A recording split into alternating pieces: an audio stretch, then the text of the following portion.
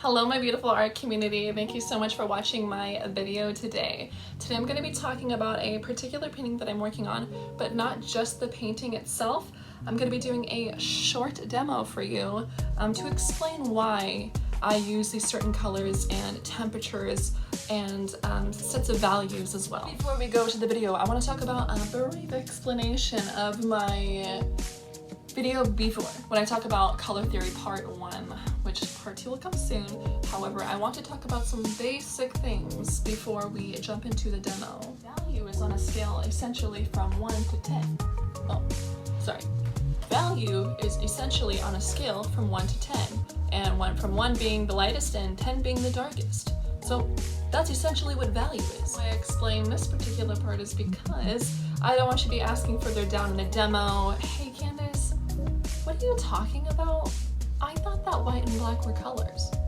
Well, sorry, they're not. They're values. However, in this video, I will be talking about the 3 separate experiences that we do have during a painting, which is going to be the value, intensity, and hue. Without further ado, let's get on with the show. Some of you have taken a particular liking to my voice, so I guess here we go with the ASMR.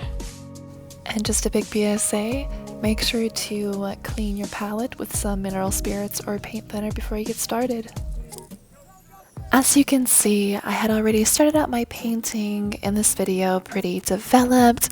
I know you're probably expecting me to be a little bit farther behind, but I do want to kind of explain my experience and how I got to where I am right now.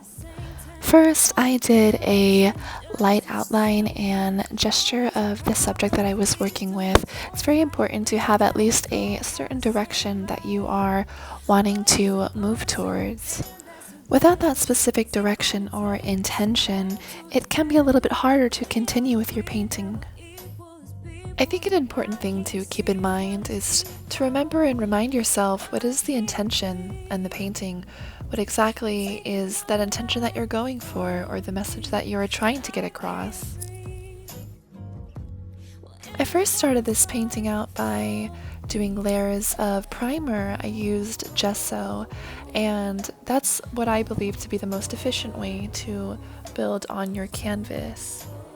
Now don't get me wrong, I know that priming your canvas is important, but another part of priming is also sanding it down as well.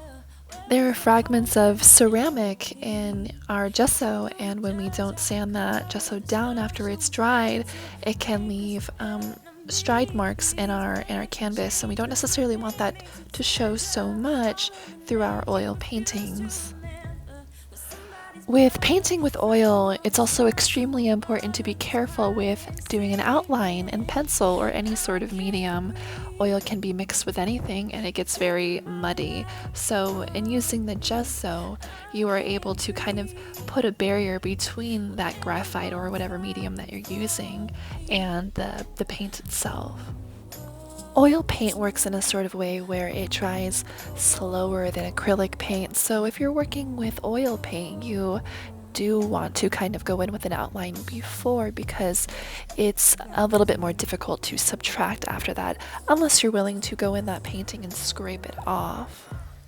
And that's not to say that there's anything wrong with using maybe a little pencil or maybe not any at all, but you do want to make sure that you're moving in a specific direction, or at least getting a general gesture of the place that you, or destination that you're trying to get to. So now that we've kind of talked about my outline, let's move on to how I started the face. So usually how I approach a situation like this is I establish the darkest values first. So when I talk about value, the way I want to explain it is, I want you to imagine this painting, but I want you to imagine it in black and white. Well, that's essentially what value is, and or chroma. Another question that I have for you is, with looking at this painting, I want you to also observe the most focalized point. What is it about this painting that you keep finding yourself looking at? If you say the eyes, nose, or mouth, well, I can tell you that there is a specific reason for that. And it is not just because she is the center of the composition, it also has a lot to do with value as well. I use light specifically, being the lightest values, to draw the attention to where I want it to be. I use the lightest values heavily on the lips and the nose and the eyes because that's where I want you to look. That being said, let's move on to intensity or saturation.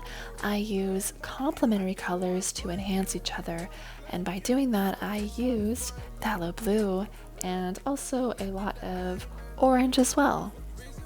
Sure, I'm using cadmium orange and cadmium yellow, but my overall point is just to make the painting as cohesive as I possibly can. The phthalo blue is going to be straight out of the tube, so it's going to be as saturated as it will possibly and ever can be. And with me doing that, I'm also mixing titanium white with cadmium yellow and cadmium orange because ultimately I'm trying to intensify my subject. And so when I talk about the hue, which is one of the main experiences that we have during a painting, the hue is just going to be the main property of that color. So when you look at this painting, you see blue, you see gold maybe, purple, yellow, orange, etc. Those are going to be the hues. They are going to be the first things that we think of as far as frequency goes.